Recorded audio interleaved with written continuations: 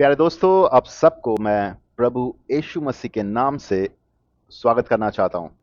आज मैं आप लोगों के साथ चर्चा करने वाला हूं चेले बनाने के बारे में, अपने अनुयायी बनाने के बारे में। प्रभु यीशु के वचन में हम देखते हैं चेले बनाने के बारे में उल्लेख किया गया है। तो आज मैं आप लोगों के साथ चर्चा करने वाला हूं ये चेले बनाने के बारे में। हम सुसमाचार अगर देखेंगे, नया नियम, प्रभु यीशु का जो नया नियम है, बाइबल के नया नियम जो है, वो अगर हम गौर से पढ़ेंगे तो हम वहाँ पे देखते हैं कि चेले बनाने के बारे में उल्लेख किया गया है। चेले बनाने के बारे में उल्लेख किया गया है, अलग अलग जगह में बोला गया है कि हमें चेले बनाना है। लेकिन वो चेले बनाने के मतलब क्या क्या है, कैसे बनाना है, उसके बारे में मैं आप लोगों के साथ कुछ चर्चा करने वाला हूँ। पहले ही मैं आपको लेके जाना चाहता हूँ मत्ती का सुसमाचार उसका 28 में। मत्ती का सुसमाचार उसका 28 में, मत्ती का सुसमाचार उसका 28 का 18 से 20 में अगर लेके जाएंगे, वहां पे अ, हम आपके साथ मत्ती का सुसमाचार उसका 28 का 18 से 20, यहाँ पे प्रभु यीशु अ, जाने से पहले उनके चेले लोगों के साथ बात कर रहा था। तो वहां पे प्रभु यीशु ने क्या किया, मत्ती का 28 18 से 20 यहाँ पे बोला, फिर यीशु ने उनके पास जाके कहा, स्वर्ग और पृथ्वी का सभी अधिकार मुझे सौंप दिया गया है, इसलिए तुम जाओ और सभी देशों के लोगों को अपने चेले बनाओ। तुम ये काम तुम उनको पिता पुत्र पवित्र आत्मा के नाम पे बपतिस्मा दो, और मैंने तुम्हें जो आदेश दिया वो आदेश पे उसके चलना, उनको चलना सिखाओ। और याद रखो, मैं इस सृष्टि के अंत तक मैं तुम्हारे साथ हूं। तो प्रभु यीशु उनके चेले लोगों को बोला कि वो जाके चेले बनाएं। चेले बनाने के लिए बोला, यानी कि शिष्य बनाने के लिए बात किया था प्रभु यीशु ने। और बताया कि उनको सुसमाचार शेयर करने के लिए, बांटने के लिए, और उसको विश्वास करेंगे तो उनको बपतिस्मा देने के लिए, और उसके बाद जब नया जीवन जब जन्म प्राप्त होता है तो उनको सारी शिक्षा देने के लिए, प्रभु यीशु ने जो शिक्षा दिया था वो सारी शिक्षा दे के उनको बढ़ाने के लिए बोला है। और उसके साथ साथ प्रभु यीशु ने यह भी बोला, देखो तुम अकेले नहीं हो, मैं तुम्हारे साथ हूं, मैं जगत के अंत तक मैं तुम्हारे साथ हूं। तो मतलब प्रभु यीशु ये बोलना चाहता है कि उनके शिष्य लोग चेले बनाए। प्रभु यीशु उनके साथ है और सारे अधिकार और सामर्थ्य उनके साथ है, और वो जाके चेले बनाए। उसके अधिकार और सामर्थ्य, परमेश्वर का अधिकार और सामर्थ्य उस व्यक्ति के साथ है, और वो जाके चेले बनाए। ये प्रभु यीशु ने दिया है उनके चेले लोगों का, उनको बोला है कि वो जाके चेले बनाए। और ये चेले बनाने का जो अंडरस्टैंडिंग है, ये हम नया नियम में देखते हैं। नया नियम में हम देखते हैं कि जो प्रभु यीशु के विश्वासी थे वो लोग चेले बना रहे थे। जो प्रभु यीशु के विश्वासी लोग थे वो लोग चेले बना रहे थे। आप सुन के शायद चौंक जाएंगे, नया नियम में ये चेले शब्द यानी कि शिष्य, प्रभु यीशु का जो शिष्य है, ये शब्द 270 बार से ज्यादा उल्लेख किया गया है, जबकि क्रिश्चियन शब्द सिर्फ 3 बार उल्लेख किया गया है नया नियम की किताब में। हम एक दूसरे को क्रिश्चियन बोलते हैं, जो प्रभु यीशु को विश्वास करते हैं उसको क्रिश्चियन बोलते हैं, लेकिन नया नियम की किताब में ये क्रिश्चियन शब्द सिर्फ 3 बार उल्लेख किया गया है, जबकि चेला यानी कि डिसाइपल यानी कि शिष्य शब्द 270 बार से ज्यादा उल्लेख किया गया है। प्रभु यीशु खुद कभी उनके कोई शिष्य को क्रिश्चियन नहीं बोला था। तो प्रभु यीशु का जो चेले थे वो लोग चेले बना रहे थे, और प्रभु यीशु खुद भी चेले बनाने के बारे में बोला है। हम देखा मत्ती का सुसमाचार उसका 28 में 18 से 20 में वो देखा। इसके बाद अगर मार्कुस में आएंगे तो उसमें भी हम देख सकते हैं, मार्कुस के सुसमाचार उसका 16 का 15 से 20 में भी प्रभु यीशु वही बात कर रहा है। बोले जाओ और सारी दुनिया के लोगों को सुसमाचार के उपदेश दो, और जो कोई विश्वास करे उनको बपतिस्मा लेता है उसको उद्धार होगा, और जो अविश्वासी है वो दोषी दोषी ठहराया जाएगा। उसके बाद उसने बोला कि जो जो विश्वासी है उनके अंदर ये चिन्ह दिखाई दिया जाएगा, जो दुष्ट आत्मा को भगाएगा, वो बीमारी को चंगा करेगा, और अन्य भाषा में बातें करेगा। वहां पे भी प्रभु यीशु ने कहा कि मैं तुम्हारे साथ हूं, तुम जाके जगत के लोगों को सुसमाचार बांटो, और जो विश्वास करता है वो उनको बपतिस्मा दो, और मैं तुम्हारे साथ हूं। तो प्रभु यीशु उनके चेले लोगों को लगातार ये बात बोल रहा था कि तुम जगत में जाओ, सुसमाचार बांटो, और जो विश्वास करे उनको चेले बनाओ। उनको पहले विश्वास में लेके आओ, उसके बाद उसको चेले बनाओ, उसको बढ़ाओ। और चेले को क्या करना है, फिर चेले को भी वही चेले बनाने के काम करना है। अगर ये चीज आप पढ़ेंगे तो आप क्लियरली समझ पाएंगे कि वचन में ये चीज बहुत ही स्पष्ट है। प्रभु यीशु उनके शिष्य लोगों को चेले बनाने के लिए बोला था, चेले बनाने के लिए बोला था। अभी बहुत सारे लोग ऐसे हैं कि वो लोग बोलेंगे कि ओ ये तो सिर्फ वो 12 लोग जो थे उनको बोला गया है, 12 लोग जो थे उनको बोला गया है। नहीं, 12 लोग नहीं। आप अगर लूका का सुसमाचार उसका उसका 10 में जाएंगे, वहां पे प्रभु यीशु 70 लोगों को शिक्षा देके भेजा, उनको भी चेले बनाने के भेजा कि वो लोग जाके सुसमाचार बांटेंगे। चेले का मतलब क्या है? अभी आप पूछेंगे कि चेले बनने का मतलब क्या है? चेले बनने का मतलब है कि वो उस सीखेंगे प्रभु यीशु जो शिक्षा दे रहा है और जो जीवन जी रहा है, उस चीज़ों को सीखेंगे और उस तरीके से वो जीना शुरू करेंगे। उस शिक्षा को पाएँगे, उस लाइफ़स्टाइल, उस जीवन को जीना शुरू करेंगे।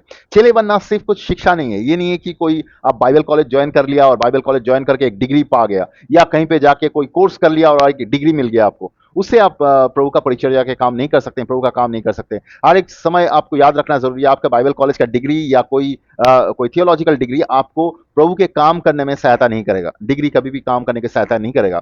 अ, आपको आपको सच्चाई को विश्वास करना है, प्रभु का जो सुसमाचार है उसको विश्वास करना है, प्रभु के वचनों से सच्चाई को विश्वास करना है आपके जीवन में, और आपके लाइफ़स्टाइल बदलना ज़रूरी है, जो प्रभु यीशु जिस तरीके से चाहता था उसके चेले लोग चले।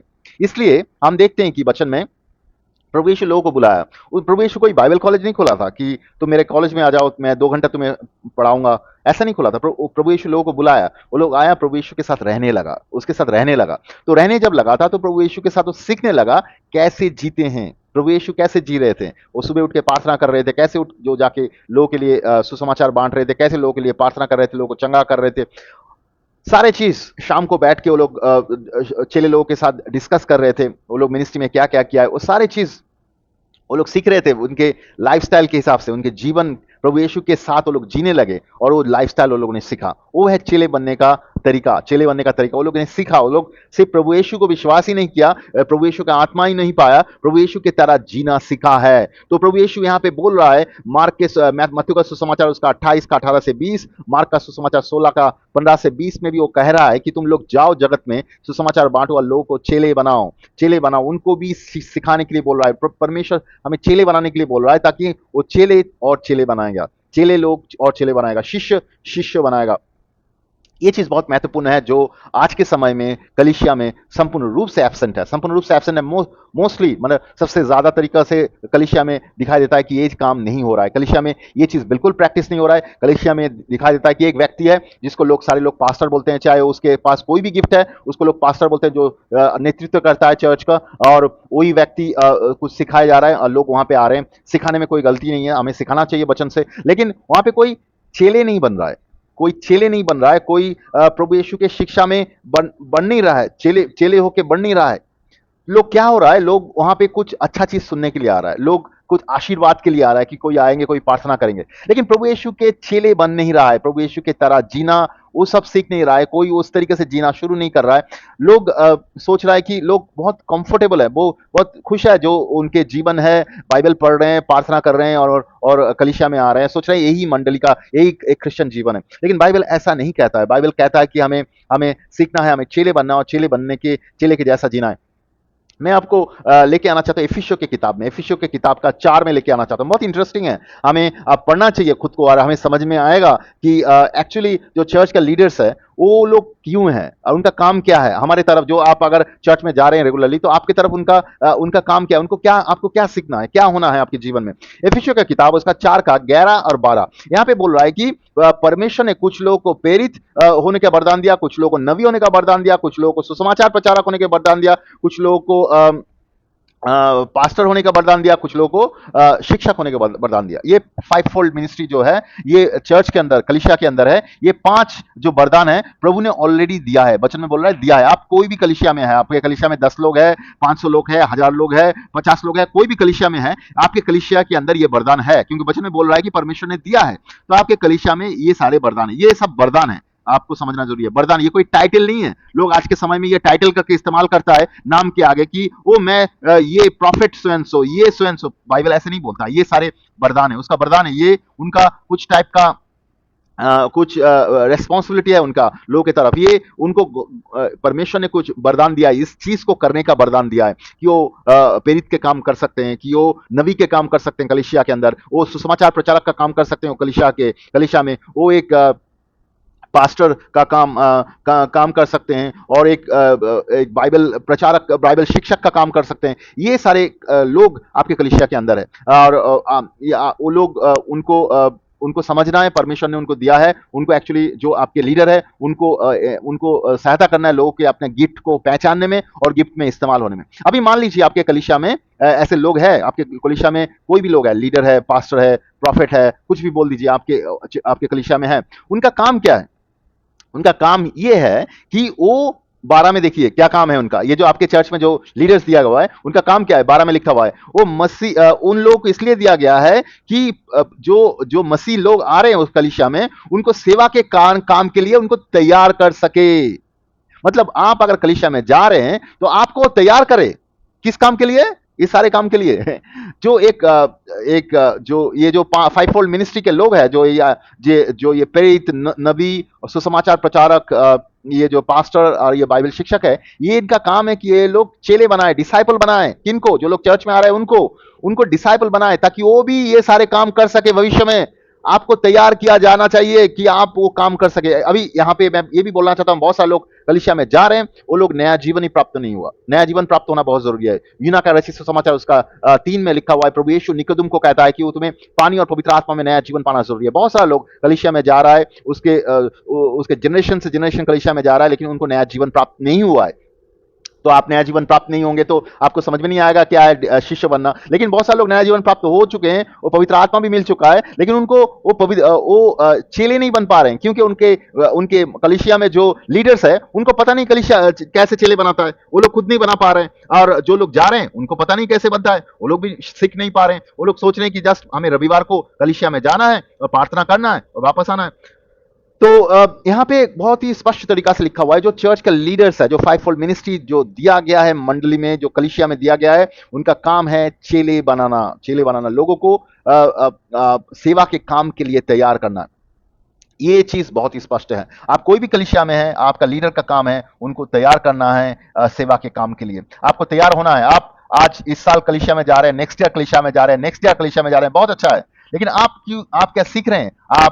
कैसे आप एक बाइबल शिक्षक के जैसा काम करेंगे, कैसे एक पास्टर के जैसा काम करेंगे, कैसे एक सुसमाचार प्रचारक जैसे काम करेंगे, कैसे एक प्रॉफिट के जैसा काम करेंगे, कैसे आप एक प्रेरित जैसा काम करेंगे। आप क्या सीख रहे हैं? सब चीज आप अगर नहीं सीख रहे हैं, इसके मतलब कोई आपको सिखा नहीं रहा है। ये बहुत जरूरी है, वचन में बोल रहा है आपको सीखना जरूरी है ताकि आप बढ़े और आप दूसरे को सहायता करें। आप अगर नहीं बढ़ेंगे, आप दूसरे व्यक्ति को सहायता नहीं कर सकते हैं। देखिए, आपका एक 1000 लोगों का कलीसिया हो सकता है, 1000 लोग आ रहे हैं, लेकिन वहां पे एक आदमी या 2 आदमी पूरा कलीसिया को चला रहा है, सालों सालों भर, कोई दूसरा आदमी बढ़ नहीं पा रहा है। दूसरा आदमी बढ़ के वो नया कोई शिक्षक नहीं बन रहे हैं, आप में से कोई पास्टर नहीं बन रहे हैं, कोई सुसमाचार प्रचारक नहीं बन रहे, कोई नबी जैसा प्रॉफिटिक में नहीं बढ़ रहा है, कोई एपोस्टलिक गिफ्ट में नहीं बढ़ रहा है। ये बहुत ही गलत है। कलीसिया में ये सब शिक्षा में, ये सब गिफ्ट में लोगों को बढ़ना चाहिए और ये सारे गिफ्ट में ऑपरेट भी करना चाहिए। इसलिए हमें सीखना है। जो लोग आप अगर कलीसिया में जा रहे हैं, आपको सीखना जरूरी है, और जो कलीसिया में जो लीडर्स हैं उनको सिखाना भी जरूरी है। अभी यहाँ पे कुछ चीज मैं बोलना चाहता हूँ। यहाँ पे बहुत सारा लोग मत्ती का जो 28 का 18 से 20 है वो पढ़ते हैं, पढ़ के वो ऐसे लोगों को बताते हैं, इसके मतलब सुसमाचार प्रचार करने के लिए बोल रहा है, जगत में जाके सुसमाचार प्रचार करो। मत्ती का 28 का जो 18 से 20 लिखा हुआ है। और ये इवेंजलिस्ट का काम है नहीं, ये इवेंजलिस्ट का काम नहीं है। यहाँ पे सुसमाचार प्रचार करने की बात सिर्फ नहीं कर रहा है। अगर मत्ती का 28 का 18 से 20 अगर पढ़ेंगे, यहाँ पे चेले बनाने की बात कर रहा है। सुसमाचार प्रचार करना और चेले बनाने में बहुत डिफरेंस है। सुसमाचार प्रचार करना एक इनिशियल स्टेज है, एक शुरुआत दौर पे कुछ चीज है, कुछ स्टेप्स है, लेकिन ये पूरा चेले बनाने का स्टेप्स नहीं है। चेले बनाना एक एपोस्टलिक वर्क है, एक एक प्रेरित का काम है एक्चुअली चेले बनाना। तो जो मत्ती का 28 में 18 से 20 में लिखा गया है वो चेले बनाने के बारे में बोल रहा है। सिर्फ जाके सुसमाचार ही प्रचार नहीं करना है, जो विश्वास करे उनको मन परिवर्तन करने में सहायता करना है, बपतिस्मा देना है, उसके बाद सारी चीज सिखाना है जो परमेश्वर ने सिखाया, प्रभु यीशु ने सिखाया। तो वो चेले बनाने की बात कर रहा है। तो हमें चेले बनाना जरूरी है, हमें चेले बनाना जरूरी है। चेले बनाने के लिए एक व्यक्ति को नया जीवन में लेके आना जरूरी है। पहले यूना का रचित सुसमाचार उसका 3 में है, प्रभु यीशु निकोदेम को कह रहा है नया जीवन पाना जरूरी है।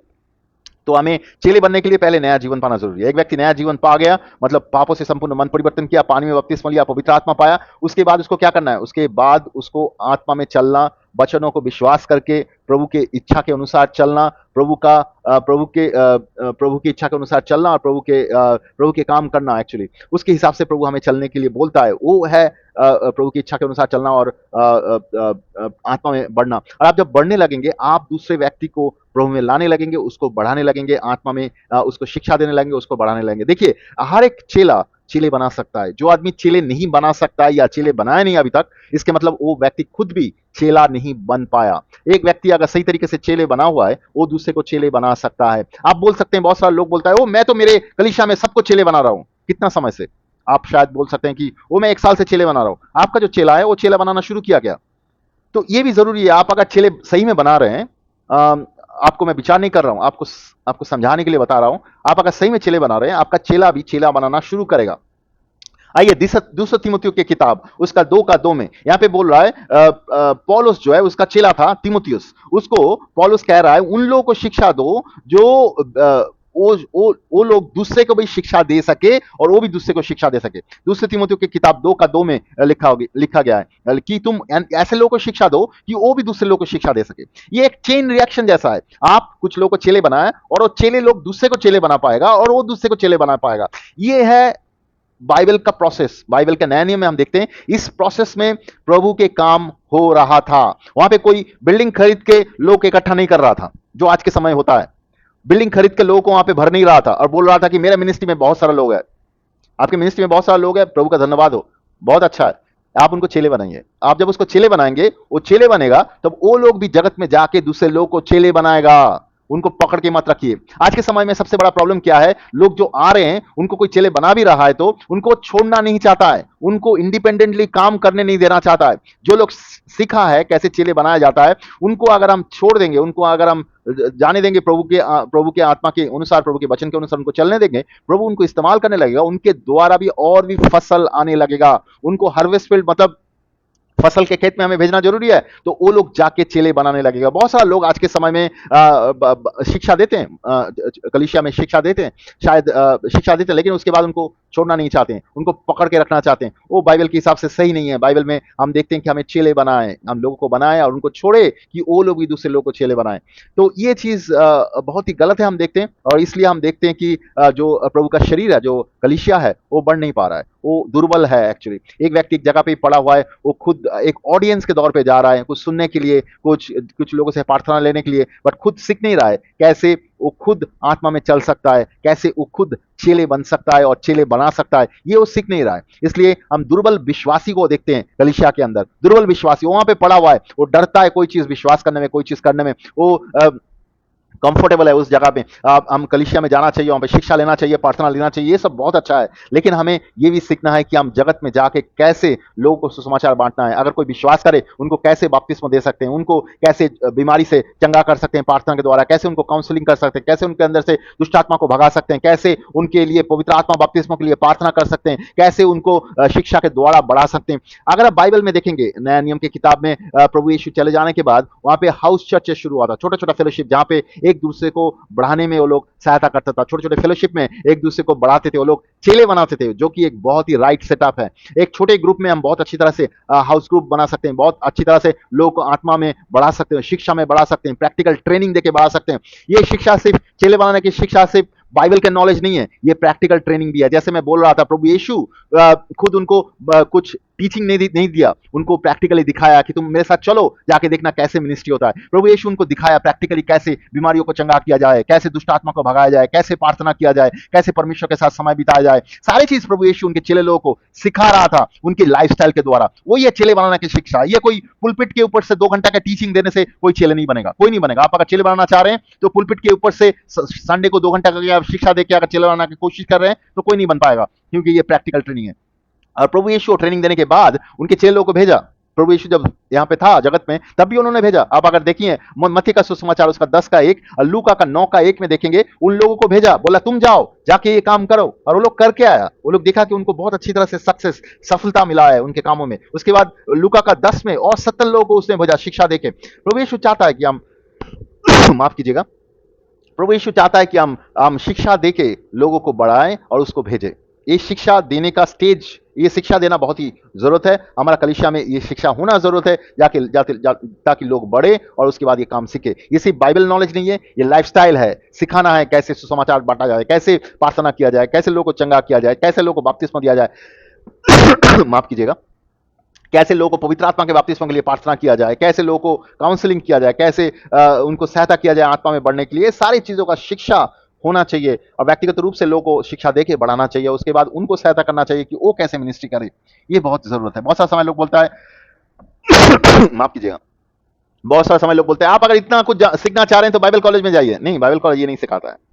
बाइबल कॉलेज बहुत ही कम बाइबल कॉलेज है, वो शायद चिल्लाने की शिक्षा देता है। हम लोग भी कभी बाइबल कॉलेज में जाके ट्रेनिंग कराते हैं। हम लोग इंडोनेशिया में एक बाइबल कॉलेज में डिसाइपलशिप ट्रेनिंग करा रहे थे कुछ समय के लिए, क्योंकि वो लोग ये प्रैक्टिकल ट्रेनिंग नहीं कराते हैं। वो लोग भी हमें इनवाइट किया था। हम लोग इंडोनेशिया में एक बाइबल कॉलेज में कुछ समय तक डिसाइपलशिप ट्रेनिंग कराए थे। तो ये एक्चुअली हम सबको देने के लिए बोला। आप अगर चर्च के लीडर है, आप अगर कलीसिया में है, आपका काम ये शिक्षा देना। वही एफिसियों की किताब 4 का 11 और 12 में बोलता है। अभी मैं फाइनली आता हूँ हिब्रानी की किताब उसका 5 में। हिब्रानी की किताब उसका 5 का 12 से 14। तो यहाँ पे बोल रहा है कि यहाँ पे जो हिब्रानी का किताब लिखने वाला है, भला कि नए नियम में एक किताब है जिसका लेखक कौन है हमें पता नहीं। तो हिब्रानी का किताब का जो लेखक है वो बोल रहा है कि अगर 5 का 12 से 14 अगर पढ़िए तो वहां पे बोल रहा है कि तुम्हें तो अभी तक शिक्षा देने वाला बनना चाहिए था, लेकिन अभी भी तुम प्रारंभिक शिक्षा में ही पड़े हुए हो। तो अभी तो तुम्हें शिक्षा देने वाला बनना चाहिए था, लेकिन तुम्हें शिक्षा का आवश्यकता है। तुम अभी प्रारंभिक शिक्षा में पड़े हुए हो, तुम अभी दूध पी रहे हो। दूध कौन पीता है? छोटा बच्चा दूध पीता है। जो व्यक्ति नया जीवन प्राप्त होता है उसके बाद उसको बढ़ाना होता है, आत्मा के उसके शिक्षा देके उसको बढ़ाना होता है। तो बोल रहा है अभी तुम दूध पी रहे हो। जो साधारण अंडरस्टैंडिंग है बाइबल का, जो आत्मा में बढ़ने के लिए जो साधारण सबसे साधारण अंडरस्टैंडिंग है, वही अंडरस्टैंडिंग अभी भी तुम सुने जा रहे हो, तुम बढ़ नहीं रहे हो। तुम्हें शिक्षक बनना चाहिए था, तुम्हें तो डिसाइपल मेकर बनना चाहिए था, तुम्हें चेले बनाने वाला बनना चाहिए था। तो लेकिन तुम अभी तक कलीसिया में बैठे हो, तुम सिर्फ सुन रहे हो, तुम शिक्षा देने वाला नहीं बन रहे हो। देखिए यहाँ पे जो बाइबल का पत्र, जो हिब्रानी के पत्र लिखा था, वो गुस्सा हो गया। बोलता है तुम जो ठोस जो खाना है वो खाना नहीं चाह रहे हो, दूध पी रहे हो। दूध कौन पीता है? छोटा बच्चा कुछ नहीं जानता है। उसका कपड़ा भी चेंज करने के लिए वो रोते रहता है। वो दूसरा कोई कपड़ा चेंज कर देता है, दूसरा कोई उसको नहाना है, दूसरा दूसरा कोई सहायता करता है। सारी चीजों का सहायता दूसरा व्यक्ति करता है, वो खुद कुछ नहीं कर पाता है। ऐसा बहुत सारा विश्वासी है और बहुत साल से इस सिचुएशन में पड़ा हुआ है, बहुत साल से वो कुछ नहीं कर पाता है। उसको आशीर्वाद चाहिए, लो पास्टर की बात, पास्टर प्रार्थना कर दीजिए, ये कर दीजिए, वो कर दीजिए। वो खुद कुछ नहीं समझता उसके जीवन में क्या हो रहा है। उसको खुद को समझ में नहीं आता है कैसे प्रभु में चलना है, कैसे आत्मा में चलना है, कैसे सामर्थ्य में चलना है, कुछ नहीं पता है। क्योंकि वो ठोस खाना भी नहीं खा पाता है। वो खाएंगा भी तो हजम नहीं कर पाएगा। बहुत सारे लोग जो ये जो ठोस अंडरस्टैंडिंग है उसको सुनता है, बोलता है हम ले नहीं पा रहे हैं, हम जो सुन रहे हैं उसी में कंफर्टेबल है, जो साधारण अंडरस्टैंडिंग है उसी में कंफर्टेबल है। क्यों? क्योंकि वो लोग बढ़ा नहीं, ना वो बढ़ना चाहता है। ये सिर्फ चर्च लीडरशिप लोगों को सिखा नहीं रहा है, ये नहीं बोल रहा हूं मैं। ये भी बोल रहा हूँ कि बहुत सारे लोग कलीसिया में जा रहे हैं, वो लोग खुद भी सीखना नहीं चाह रहा है। वो लोग अपना जो सिचुएशन में है वहां पे कंफर्टेबल रहना चाह रहा है। वो जॉब में जा रहा है, घर में रह रहा है, संडे के दिन कलीसिया में आ रहा है, प्रार्थना कर रहा है, इतना ही बहुत है। बट ये मसीह जीवन नहीं है। बाइबल में इसको मसीह जीवन नहीं बोलते हैं। एक विश्वासियों की जीवन मतलब वो आत्मा में चलता है, वो वचन के हिसाब से। प्रभु का वचन में बोला है हमें शिष्य बनाने के लिए, हमें चेले बनाना जरूरी है। चेले बनाना एक बहुत बड़ा काम है। प्रभु यीशु ने वो काम हम सबको दिया है, सारे विश्वासियों को दिया है। यहाँ पे इब्रानी की किताब 5 उसके 5 का 12 से 14 में लिखा हुआ है तुम्हें शिक्षक बनना चाहिए था अभी तक, तुम अभी तक दूध पी रहे हो। तुम्हें ठोस खाना चाहिए था अभी तक, तो तुम तो अभी दूध पीने वाला बच्चे हो। अभी तक तुम्हें अभी ठोस खाना खाना चाहिए था। तो ऐसे बहुत सारा विश्वासी के सिचुएशन है, अभी वो अभी बढ़ नहीं पाया, बहुत साल से पड़ा हुआ है वहां पे, बढ़ नहीं पाया और वो खुद चेले नहीं बना पा रहा है। अगर ये परमेश्वर हमें बोला है, प्रभु यीशु के वचन बहुत क्लियर है, वो हमें चेले बनाने के लिए बना बोला है। वो सिर्फ किसी कलीसिया का मेंबर होकर बैठे रहने के लिए नहीं बोला। चर्च का मेंबर है आप, बहुत अच्छा है, चर्च में जाते हैं बहुत अच्छा है, गाना गाते हैं वहां पे, प्रार्थना कराते हैं, पास्टर से प्रार्थना लेते हैं, ये बहुत अच्छा है।